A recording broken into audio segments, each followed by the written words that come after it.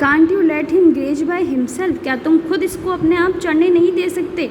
Where shall I let him go father, कि father मैं इसको कहाँ पर चढ़ने के लिए भेजूँ? People haven't threshed their paddy yet, paddy यानी धान, थ्रेश्ड यानी काटना, कि लोगों ने अभी तक अपना धान भी नहीं काटा है।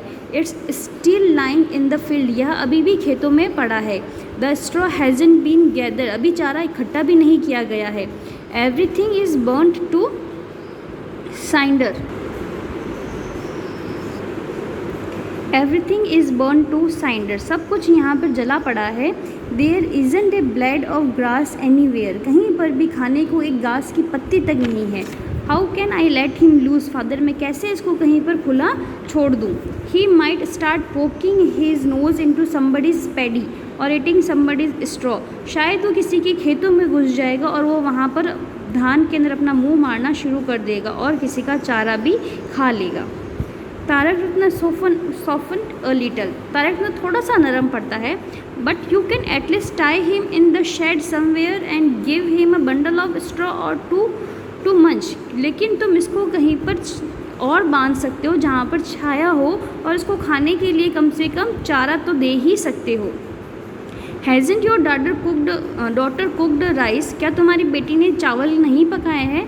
Y not give him a tub of boiled rice water, क्यों ना इसको तुम एक टब भर के चावलों का पानी ही दे दो। लेट हिम ड्रिंक इट, उसको वही पीने दो। Gafoor made no reply, Gafoor कोई रिप्लाई नहीं करता है। He looked helplessly at Tarak Ratna, वह असहाय होकर के तारक रत्न को देखता है। And a deep sigh escaped him, और उससे बचने के लिए एक लंबी सी गहरी सांस लेता है। I see you haven't even got that much, what have you done with your share of straw, कि मुझे ऐसा लग रहा है कि तुम्हारे पास में उसको देने के लिए इतना भी नहीं है। What have you done with your share of straw, तुमने अपने हिस्से के चारे का क्या किया है? I suppose you have gone and sold it to satisfy your belly, मुझे पक्का मालूम है कि तुमने क्या कर दिया होगा, अपने हिस्से का जो चारा है वह अपने पेट की भूख को शांत करने के लिए बेच दिया होगा। Not saved even one bundle for the bull, तुमने तो बुल के लिए एक बंडल भी नहीं बचाया होगा। हाउ कॉलस यू आर, तुम इतने निर्दयी कैसे हो सकते हो?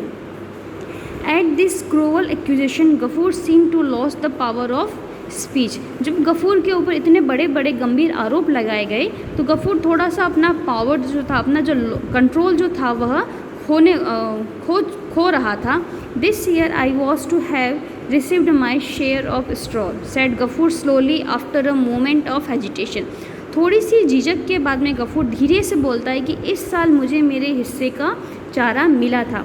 But the master kept it all on account of my last years rent, लेकिन मालिक कौन? जमींदार, उसने लास्ट ईयर के रेंट के तौर पे मेरा सारा जो स्ट्रॉ था अपने पास में रख लिया। Sir you are our lord, कि सर आप हमारे स्वामी हैं एंड मास्टर हैं। I implored falling at his feet, मैं उसके पैरों में गिर करके मैंने उससे प्रार्थना की कि सर आप हमारे स्वामी हैं, हमारे मालिक हैं। Where am I to go if I leave your domain, कि यदि मैं आपका राज्य छोड़ दूंगा तो मैं कहाँ पर जाऊँगा, कहाँ पर रहूँगा। Let me have at least a little straw, मुझे एटलीस्ट आप थोड़ा सा चारा तो दे दीजिए। There's no straw on my roof, मेरे छत के ऊपर भी अब तो चारा नहीं है। And we have only one hut in which two father and daughter live, और हमारे पास में सिर्फ ये झोपड़ी है जहाँ पर हम दोनों बाप बेटी रहते हैं। We will patch the roof with palm leaves and manage this rainy weather, और हमने हमारी जो छत है इसको पाम लीव्स से, टूटी हुई छत को पाम लीव्स से कवर किया हुआ है, और जैसे तैसे हम इसको बारिश के अंदर मैनेज कर लेते हैं। somehow, but what will happen to our Mahesh without food, लेकिन बिना खाने के हमारे महेश का क्या होगा? तो महेश कौन था? महेश गफूर का जो बुल पाला हुआ था उसका नाम महेश था। तो यहाँ तक आपको समझ में आ गया होगा कि यहाँ पर गफूर की बात चल रही है। गफूर एक गरीब इंसान था, एक वेवर था जिसकी 10 साल की एक बेटी थी और उसके पास में उसका एक बुल था जिसका नाम महेश था। तारक रत्न कौन था? तारक रत्न एक फैमिली प्रिस्ट था। किसका? जमींदार का एक फैमिली प्रिस्ट था।